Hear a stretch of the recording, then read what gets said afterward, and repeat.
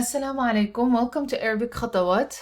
In this video, we're going to go over how to boost your Arabic vocabulary reading short stories.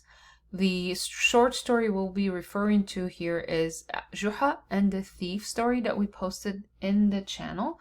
You can see the link to the video in the description box. By accessing that text, we're going to look at verbs, grammar, and how we can build more sentences to memorize vocabulary.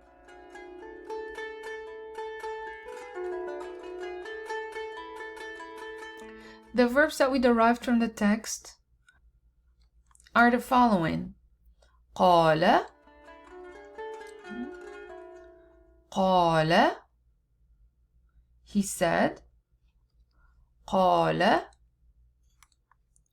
فتح شعر تأسف عرف سرق وجد بحث عن قام استحى تشجع اختبأ. You can check the link to the verb or the story. That way you can check the verbs. The part that we're going to focus on is how to build up or boost our vocabulary. So we're looking at mufradat, which is vocabulary. Mufradat. The verb we selected is sha'ara. Sha'ara bi. He felt. Sha'ara bi. Yash'uru. Yash'uru. The present tense. And then you have the noun shu'ur, the person sha'ir. Sha'ir. And it reminds me of poet. Because sha'ir is poet, that means he feels the words he delivers. So sha'ir is the feeler. وَالْمَفْعُولْ بِهِ, the object, is referred to as مشعور به. It's felt with it. If you are in the beginning level, I would suggest that you only select the easy, simple phrases to memorize. Like the one over here. We could say شعر بالبرد. شعر بالبرد. He felt cold. شعر بالبرد. Or he felt tired. التعب.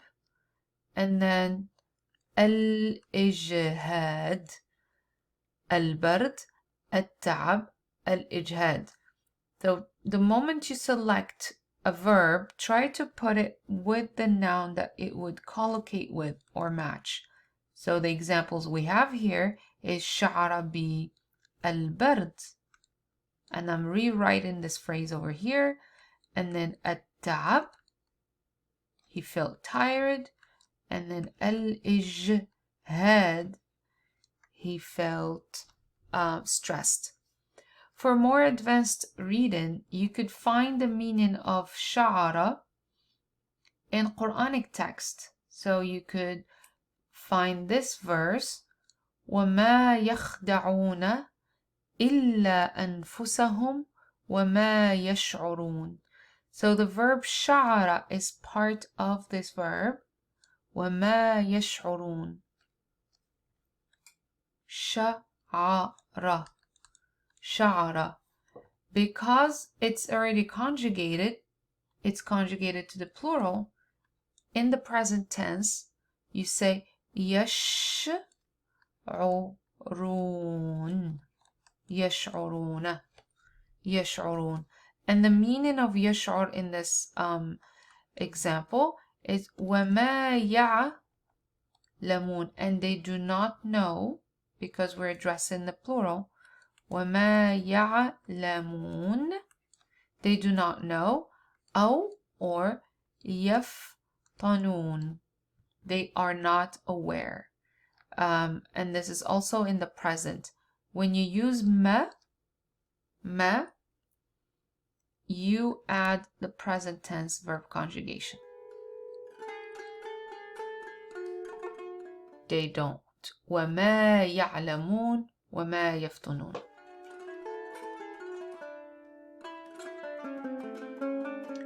For more simple words, like I was mentioning earlier, we take شعر, he felt, شعر به, أو شعر به. Synonym would be أحس به, he felt him. And this example is used when someone is going through something and you say أحس بك, I feel you. أحس بك, mean I understand your situation. أحس بك or أحس بك. That means شعر به, he felt his situation. In this example, like we said, he felt cold, tired, and stressed. And you would just memorize 3 different nouns and make sure you say the verb with the noun. البرد, التعب, والإجهاد. Repeat this phrase at least 3 times. شعر بالبرد, التعب, والإجهاد.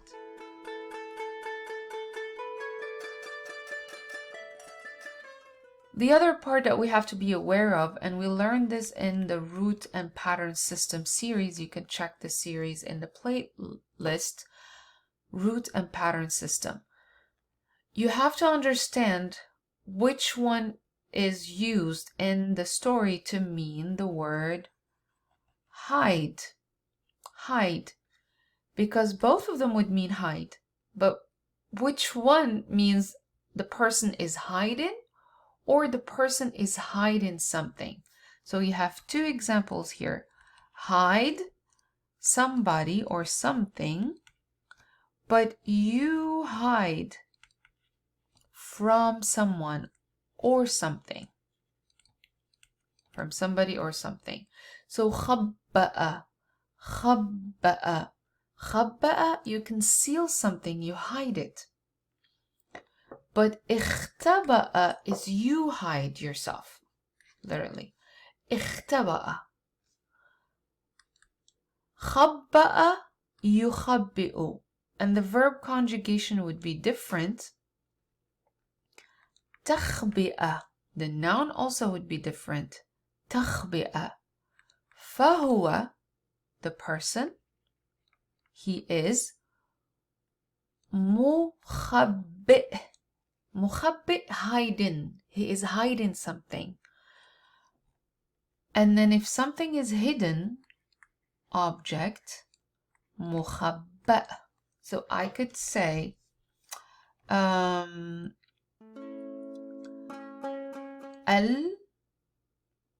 الأوراق, the papers, الأوراق مخبأة.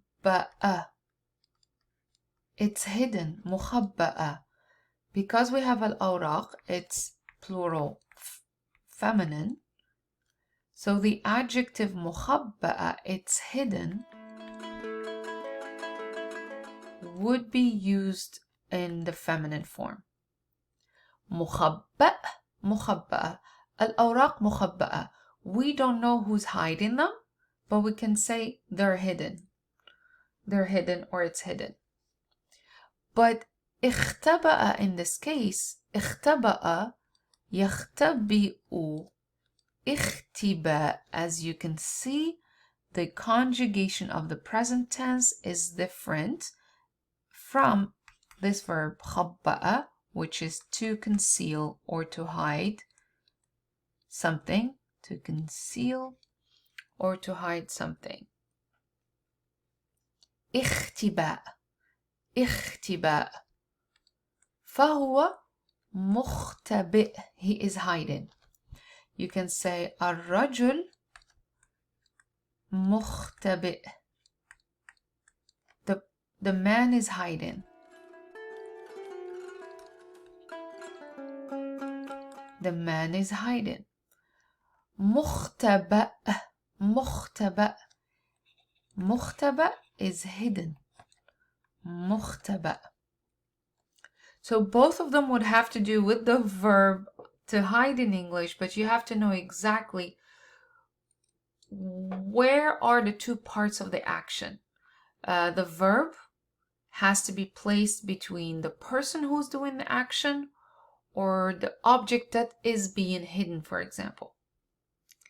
So that's just one example of looking at the root and pattern system to determine the structure of the sentence.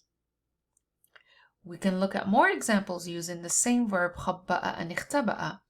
Look at this example right here. مثال example. اختبأ الحيوان. اختبأ الحيوان أقام في جحر. اختبأ الحيوان أقام في جحر. That means the animal he lived in a hole. أقام في جحر. Where you have in this example اختبأ بظل فلان. اختبأ بظل فلان. This is more of an idiomatic expression, meaning he hid under one's shadow, under his protection. So عاش, he lived, في حمايته, under his protection, في حمايته. The third example, خبأ وثائقه. خبأ وثائقه. He hid his documents. So وثائق, it's another word for أوراق. أوراق is more of papers, وثائق documents. But they can be used interchangeably. وثائق وأوراق. The synonym of خبأ is أخفى. أخفى. أخفى. أخفى. He hid. So these two would be synonyms, but you can't use أخفى as a synonym of اختبأ. No. أخفى only matches the meaning of خبأ, to hide something, to conceal something. So هذا خبأ ثم اختبأ. More examples from the story. جمل. So let's read this as we're learning new vocabulary. Learn by phrases and expressions using the story that we read, and also reusing the vocabulary in new sentences. And I'm going to show you this example. أعرف أنك لن تجد ما تسرقه. أعرف أنك لن تجد ما تسرقه. This is a line from the story, so you can memorize it. I know that you won't find something to steal. أعرف أنك لن تجد ما تسرقه. So this is from the story. استحى من والده. He was ashamed from his father, but you could also use it to mean he was shy from his father. استحى من والده. This wasn't in the story. اختبأ خجلا. اختبأ خجلا. He hid out of shame. اختبأ خجلا. He hid out of shame, or he hid out of shyness. So خجل, shyness. And اختبأ, he hid. اختبأ خوفا. He hid out of fear. So خوف would be fear. And we're using an here because we're indicating the state, the situation. So shy would be خجل, or shyness, خجل. Fear would be خوف. خجل وخوف.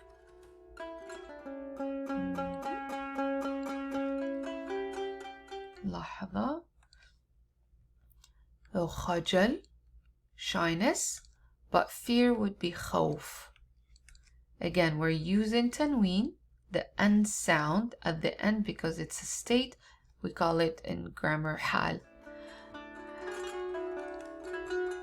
اختبأ من مواجهة منافسه. اختبأ من مواجهة منافسه. And then we have خبأ مشاعره خوفا من الانتقاد. So I'm going to move on to the next part where we will introduce the translation of these sentences. But as you're learning from this video, you can pause the video and try to read the sentences without short cases, then reread the sentences or copy them. That way you learn more vocabulary as you go. So the translated sentences, we separate the lists of words you receive or you learn. If you're learning with an instructor, make sure you place all the phrases on one sheet, and then you put your translation right next to it.